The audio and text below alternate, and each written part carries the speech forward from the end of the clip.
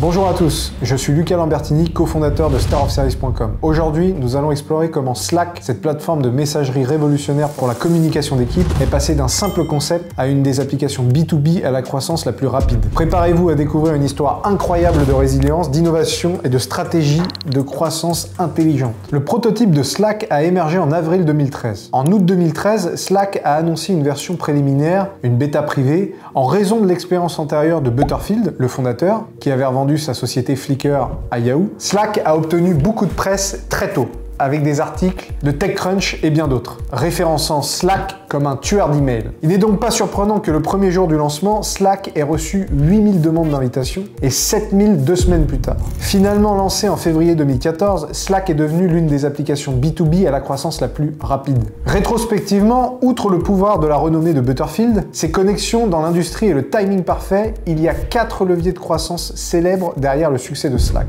La stratégie de l'océan bleu, la concentration sur des fonctionnalités minimalistes, le modèle économique freemium et une espèce de hack sur l'isolement social. La stratégie de l'océan bleu implique de définir un nouvel espace de marché libre et de positionner votre entreprise, produit, service ou plateforme, comme un leader. Bien que Slack ne fût certainement pas la première application de chat de bureau, HipChat, Skype, IRC, Hangout, le besoin d'une communication d'équipe centralisée n'était pas encore satisfait. Le principal défi pour accroître la croissance de Slack était de créer un marché où malgré quelques concurrents, il n'en existait pas auparavant. Environ 25% des premiers utilisateurs de Slack sont passés d'un autre système de messagerie centralisée, mais 75% de ces pionniers ont déclaré qu'ils n'utilisaient rien pour la communication interne. Mais ils utilisaient quelque chose, email, SMS, Skype, appel, notes. Ils ne pensaient pas à Slack comme une catégorie de logiciels. Le besoin impérieux pour la communication d'équipe n'était pas évident pour les startups et les entrepreneurs. Comme le public cible ne comprenait pas vraiment pourquoi il y avait un besoin pour un tel produit, Butterfield a fait appel à la formation sur le produit et à l'éducation du marché comme focus de vente de Slack. Vendre l'innovation, pas un produit, ont été les principales préoccupations du département des ventes de Slack depuis le premier jour. Le travail de Slack n'était pas seulement de construire quelque chose d'utile, mais aussi de comprendre ce que les gens pensent vouloir et ensuite traduire la proposition de valeur de Slack dans leurs termes. De facto, ils vendaient non pas un logiciel, mais des équipes meilleures et plus performantes. Pour matérialiser cette idée, Slack avait besoin d'un bon produit avec une excellente UX, expérience utilisateur.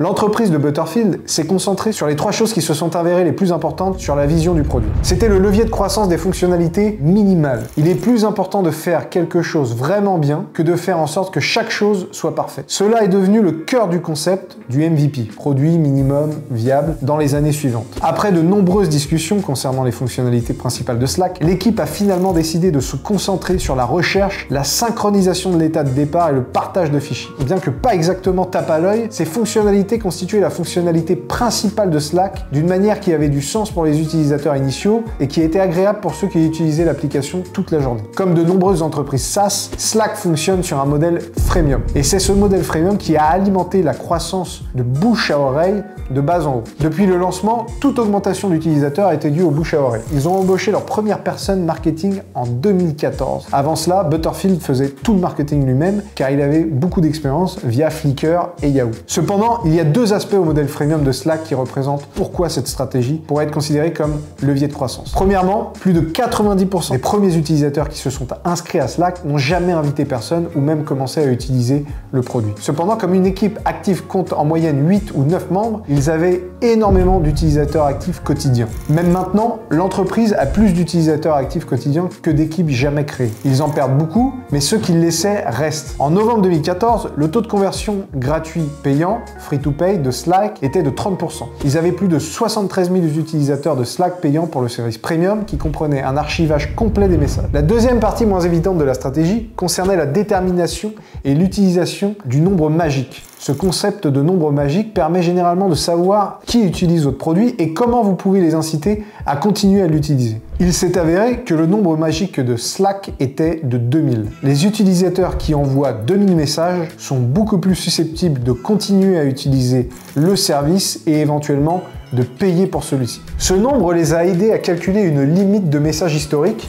pour le modèle freemium. Si vous voulez retrouver un ancien post sur Slack, vous ne pouvez remonter que 10 000 messages à moins de commencer à payer. Ce qui signifie que si vous ne consultez pas assez Slack, qui vous met en isolement social, il n'y a aucun moyen pour vous de voir une conversation et de vous sortir de l'isolement social, à moins de payer bien sûr. L'astuce est que plus il y a de personnes dans votre entreprise, plus vite vous atteignez cette limite de 10 000 messages. Par exemple, si chaque personne de votre entreprise publie 100 messages par jour et que votre équipe compte 100 personnes au total, vous devez déjà commencer à payer pour éviter l'isolement social et sauver la culture de l'entreprise de l'échec. En parlant du piège de l'isolement social, nous ne pouvons pas omettre cette astuce ingénieuse de croissance. C'est un subterfuge. C'est que si vous ne suivez pas constamment Slack, vous ne pouvez pas et ne participez pas à la conversation avec vos collègues. Cela entraîne une pression d'isolement social. Si vous ne suivez pas Slack tout le temps, les autres font référence à des choses ou connaissent des choses sur Slack que vous ignorez. Et vous êtes laissé pour compte sur le côté. Au sein des entreprises, il est crucial de s'informer sur ce qui se passe, non seulement pour la performance professionnelle, mais aussi pour la sécurité de l'emploi et les ambitions futures. Slack joue sur la pression sociale pour suivre et poster sur le système 24 heures sur 24, 7 jours sur 7. Après avoir commencé à suivre Slack tout le temps, l'époque de l'addiction